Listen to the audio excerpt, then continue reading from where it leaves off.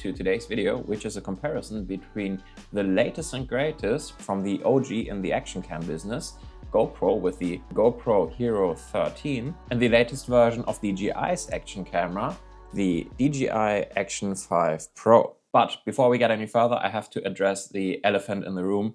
This video is sponsored by DJI. Now, what kind of comparison is that, you might ask? Where one brand sponsors the comparison, and that's exactly what I said to DJI when they first approached me with the idea, and I also told them that I didn't even have a GoPro Hero 13 to compare their camera to, but they were pretty adamant that they wanted to do it. And they told me that they would provide me one of their Action 5 Pros and also cover the costs of me buying a GoPro Hero 13. And they also specifically asked me to make the comparison as objective as I can. They told me that they are super confident in their product and that they are sure that they will come out on top. And so that level of confidence kind of got me intrigued, and so I said yes. And I will do my best to make this comparison as fair as possible, but again, for transparency, this video is sponsored by DJI, and I'm also a huge DJI fan. The last GoPro I bought before the Hero 13 for this video was a Hero 4 Session about 10 years ago, I think. I wanted to like it back in the day, but I didn't. And a couple of years later, I bought the first generation of DJI's Osmo Action. Then I bought the DJI Action 2 when that came out, and that camera was actually everything I wanted the Hero 4 Session to be back in the days. And now I'm a proud owner of this Action 5 Pro 2, courtesy of DJI themselves. So again, in short, I'm a DJI fanboy, and so therefore slightly biased in that direction anyway. But still though, I was very curious to find out how the latest offerings from both brands would stack up against each other, and truth be told, I sort of expected there to be very little difference. And in some areas that is actually correct, but in some other areas there are some differences. And I'm trying to highlight those differences in this video for you guys. However, if you know me and you know this channel, you know that my life is actually rather mellow. I don't do any sort of action sports, but I do use an action cam on a regular basis for stuff like POV photography and motorcycle riding and mountain bike riding. And so that's exactly the kind of stuff that I wanted to test with these guys. Before we start comparing the capabilities of these cameras, let's quickly start by talking about the cameras themselves. So how do they feel? How do they work? What's good? What's bad? And so on. So let's start from the outside. These two action cams probably look fairly similar to someone who's not into action cams. Both cameras have a large-ish rear screen, with GoPro sporting an LCD with a pixel density of 292 ppi and the Action 5 Pro sporting an OLED screen with a slightly higher pixel density of 326 ppi. Both cameras also have a selfie screen on the front, and for the DJI, this small screen has touch functionality as well. The DJI is overall slightly more compact. However, it seems to me that the main reason for the GoPro to be a bit bigger is just because it has that fold-out action cam mount, so if you forget your mounting accessories, you're still good to go.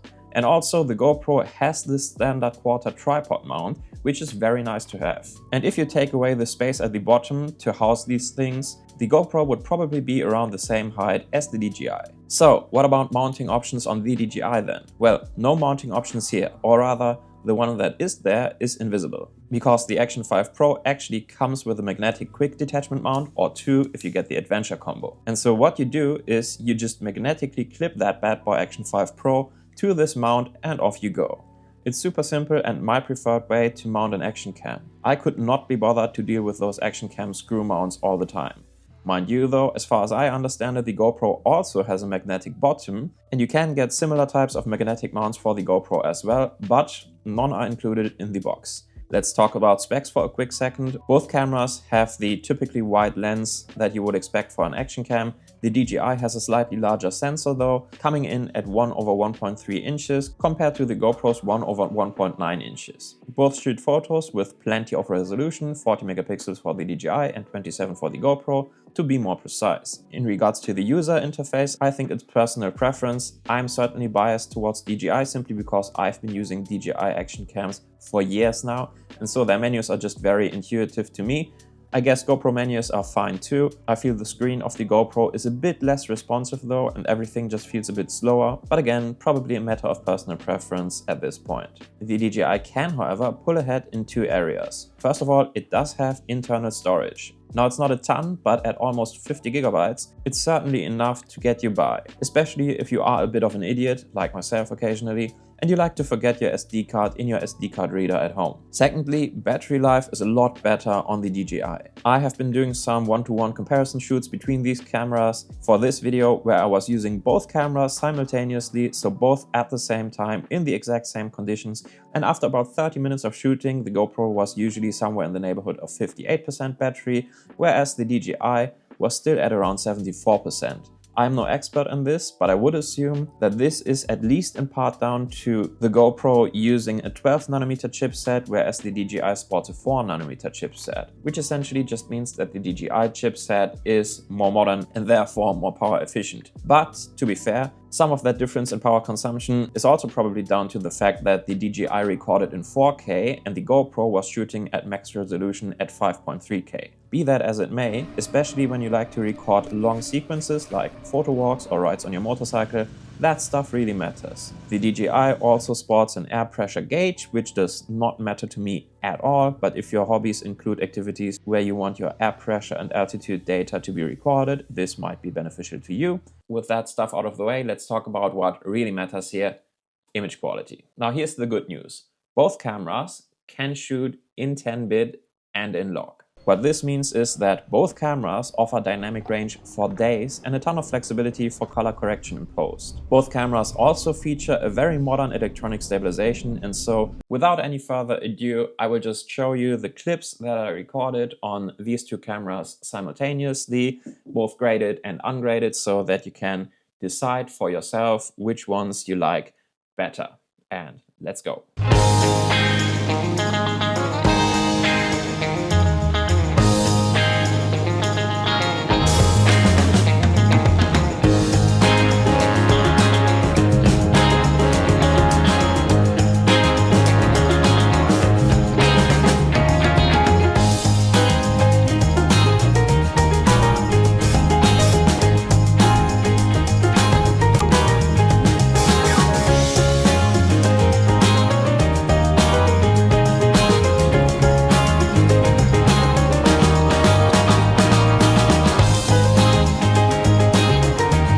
So those were some comparison shots. I would love to know which ones you prefer, but let's get back to specs for a quick second. Because both cameras allow you to record in open gate, meaning that you don't record in your standard 16:9 format, but rather you also record the full sensor, which then allows you to get that 16:9 crop in post for horizontal content like YouTube videos, but also use that same footage to get a vertical crop for stuff like YouTube Shorts, Instagram or TikTok. And this is where the GoPro has a bit of a trick up its sleeve, because the DJI only records in a 4:3 aspect ratio, whereas the GoPro records in an 8:7 aspect ratio, giving you a bit more room to play with to crop for that vertical content in post. However, in reality, the difference really did not feel that massive to me, but I will give this point to the GoPro nonetheless, because being able to record in an almost square aspect ratio is pretty neat. Going back to shooting log for a quick second, whichever footage you prefer, that is completely up to you, and I'm not going to comment on that because that is completely subjective and not objective.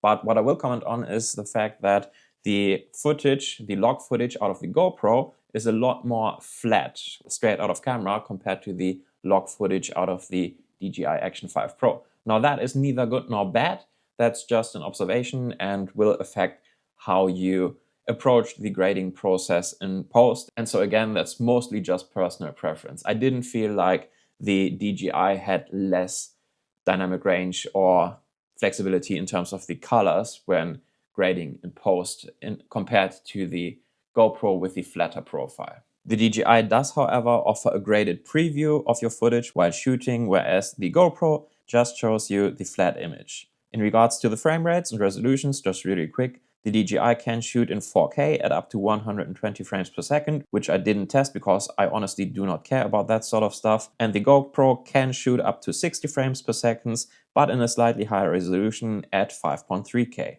And so yeah, either way you slice it, Both cameras are capable of shooting great looking footage, and they have some advantages in some areas. Those are the differences, and I'll just let you come to your own conclusion. Now lastly, let's quickly talk about the ecosystem. Both cameras, both brands offer a selection of lenses to put onto your camera, and honestly I don't have any of those, so I can't really speak on that. What stood out to me though is that DJI has that integration with the DJI Mic 2, which I found to be just a huge benefit. It just allows you to effortlessly connect that DJI Mic 2 transmitter to the DJI Action 5 Pro, and then you just clip that bad boy to your jeans pocket, and then you have clean sound of your exhaust note from your motorcycle, and that's just nice. Either way you go though, one accessory that I would recommend you to buy for any action camera that you get, especially if you are into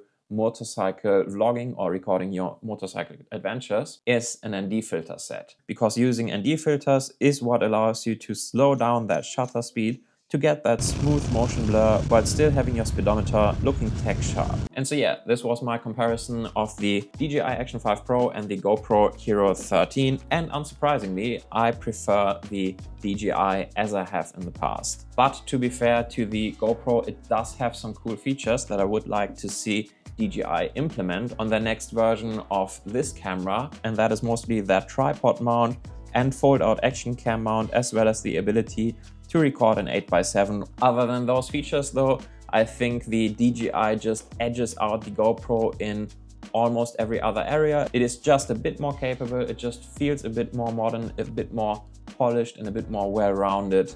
And so yeah, also me personally, again, probably because I've been using DJIs for years at this point, I also prefer the user interface and the menus, but your mileage may vary. If you've always been using GoPros for your whole life, that might be a completely different story. But what really matters most at the end of the day is the footage, and so you just have to decide which you prefer and choose accordingly.